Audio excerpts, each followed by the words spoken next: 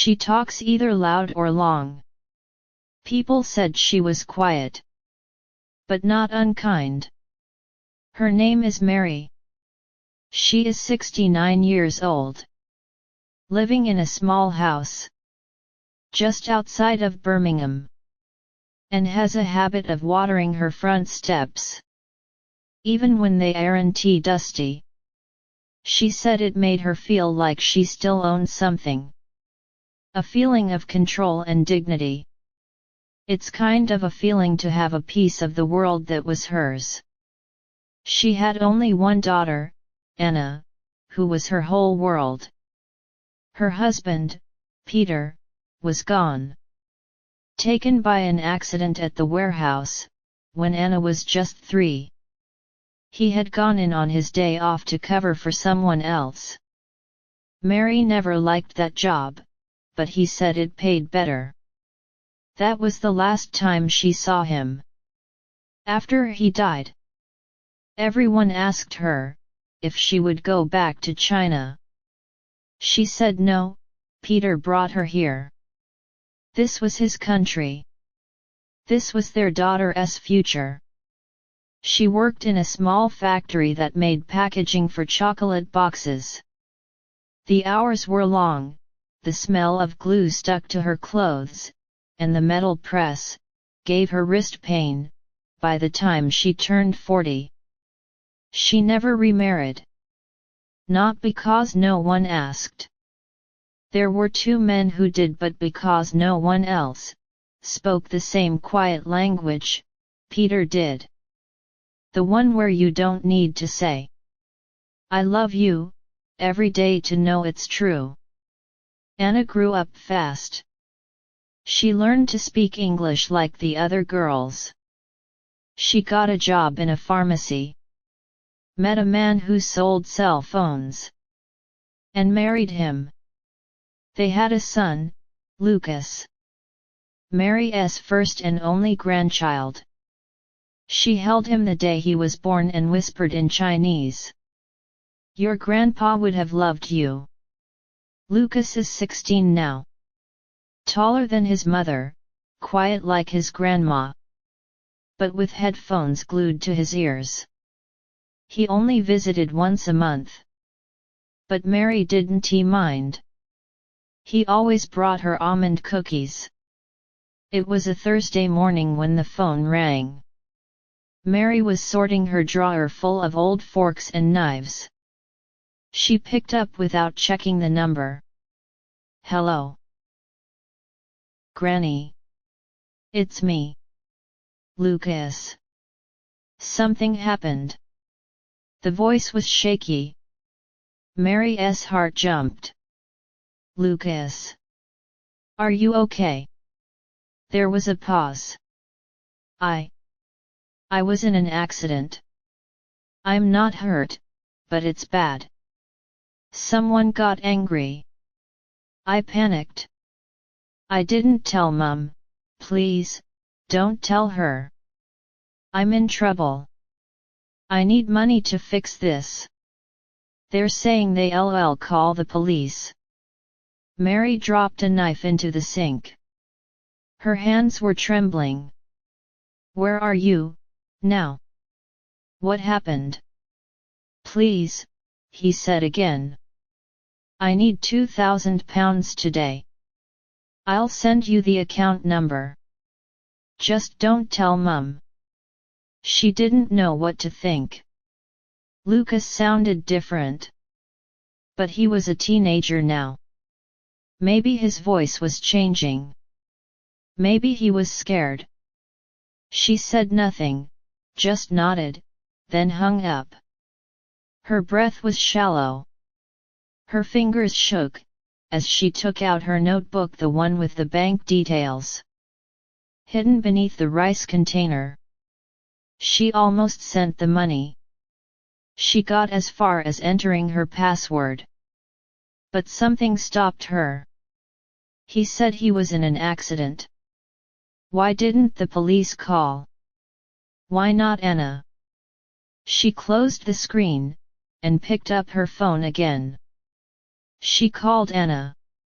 Her daughter answered on the second ring. "Hi Mum, what's up?" Mary spoke slowly. "Where's Lucas?" "At school." "Why?" Mary felt her knees weaken. "No reason, I just missed him." Anna laughed and said he's okay, Mum. "Want me to tell him to call you later?" "Yes. Please." When she hung up, Mary sat in silence. The sun outside had started to move behind a cloud. The kettle on the stove hissed and cooled. The call wasn't a scam. The voice was Lucas. She knew it now. And he lied. That night, Lucas came over. Mary didn't say anything at first. She made him dumplings. They ate in silence. Then she asked softly, "Lucas, do you remember what you said to me this morning?" He looked up, confused. "What?" She stared at him. "You called me. You said you were in an accident." He froze. For a second, his face emptied. Then something bitter passed across his eyes. "You were not supposed to check. You were supposed to help." Mary didn't raise her voice. "You lied to me." Lucas looked away. "I needed the money." "For what?" His jaw clenched. "It doesn't matter, tell me." He hesitated. Then said, "Pills. I owe someone. If I don't pay them back. I thought you would just help me. You always say, you would." Mary looked down at her hands. Her old hands, wrinkled, burned from years. At the factory, she had held him with these hands, fed him, bathed him, prayed for him, and now he had lied. Used her love like a key to unlock her bank account. She didn't speak. The silence dragged. Lucas whispered, "Are you going to tell Mum?" Mary looked up. "Do you want me to?" He shook his head. "Then don't make me. Don't lie to me again." His voice cracked. "I'm sorry, I didn't know what else to do." Mary stood and took the bowl to the sink. She rinsed it, dried it. Then she sat beside him. "You want help, you come to me with truth. Not tricks." "I'm not stupid, Lucas, just old." He nodded. She reached for his hand. "From now on, you tell me when you are in trouble. Don't pretend. Even if it's shameful. Even if it breaks my heart." She didn't tell Anna that night. Instead, she locked the notebook in a drawer. She disabled the old account. The next day, Lucas texted her. "Can I come over after school?" She said yes.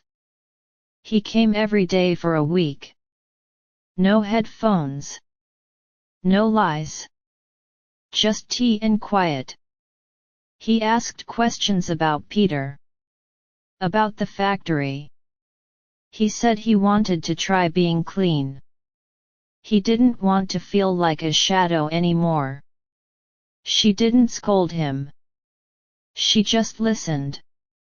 On the 8th day, he brought her a small keychain.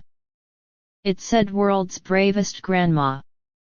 Mary smiled and said, "Not brave, just stubborn." 1 month later, he started therapy. Anna didn't know. Mary said it was their secret. She would tell when the time was right. One evening, Lucas brought a sketchbook. He had drawn a picture of her hands, holding dumplings. He said, "These are the hands that saved me." Mary said, "No. You saved yourself. I just answered the phone." She never asked for the money back. She didn't need it. What she needed, was to know, she hadn't lost him. And now, slowly, she was getting him back. The call had been real. The voice had been his. The lie was real too. But so was the love, the dumplings, the quiet afternoons, the hope, and that was enough.